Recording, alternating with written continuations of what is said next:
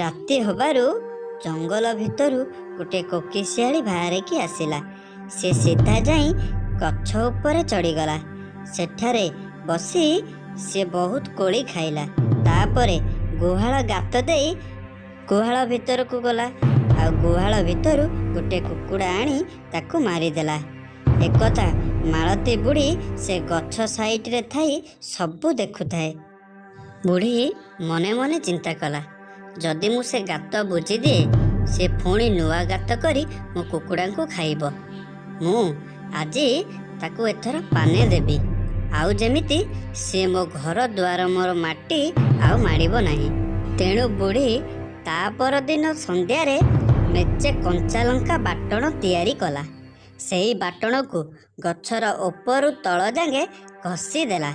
ଆଉ ସେହି ଗଛ ତଳେ କୁଣ୍ଡରେ ପାଣି ରଖି କଞ୍ଚାଲଙ୍କା ବାଟଣ ସେଠାରେ ମିଳେଇ ଦେଲା। ବୁଢ଼ୀ କୋକିଶିଆଳିର ଆସିବାର ବାଟକୁ ଚାହିଁ ରହିଲା। ସନ୍ଧ୍ୟାରୁ ରାତି ହେଲା। କୋକିଶିଆଳି ବୁଢ଼ୀର ଗୁହାଳ ପାଖକୁ ଆସିଲା। ଗୁହାଳ ପାଖକୁ ଆସି ଭାରି ମନ ଖୁସିରେ ଗଛ ଉପରକୁ ଚଢ଼ିଗଲା। ଗଛ ଉପରୁ ଚଢ଼ି ମନ ଭରି କୋଳି ଖାଇଲା। ଏମିତି କିଛି ସମୟ ପରେ ବାଟଣ ତା କାମ ଦେଖାଇଲା। ବାଟଣ ଯୋଗୁଁ କୋକିଶିଆଳିର ମୁଣ୍ଡଠୁ ଗୋଡ଼ ଯାଙ୍ଗେ ଭାରି ପୋଡ଼ା ଜଳା ହେଲା। ସେ କିଛି ବାଟ ନ ପାଇ ଗଛ ତଳକୁ ଓହ୍ଲାଇ ଆସିଲା। ସେତେବେଳକୁ କୋକିଶିଆଳିର ଚାରିଆଡ଼େ ପୋଡ଼ା ଜଳା ହେଉଥାଏ। ଗଛ ତଳେ ପାଣିକୁ ଦେଖି କୋକିଶିଆଳିଟି ପାଣି ଭିତରକୁ ପଶିଗଲା।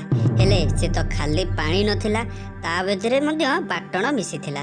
ବାଟଣ ଯୋଗୁଁ କୋକିଶିଆଳିର ଗାଣ୍ଡିଠୁ ମୁଣ୍ଡ ଯାଏଁ ଭାରି ପୋଡ଼ା ହେଉଥିଲା।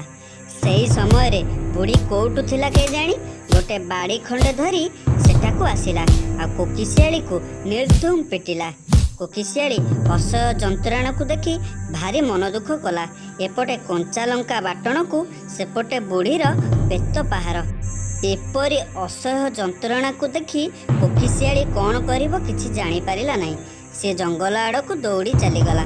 ସେହିଦିନଠାରୁ ବୁଢ଼ୀର ଗୁହାଳ ପାଖକୁ ସେ ଆସେ ନାହିଁ।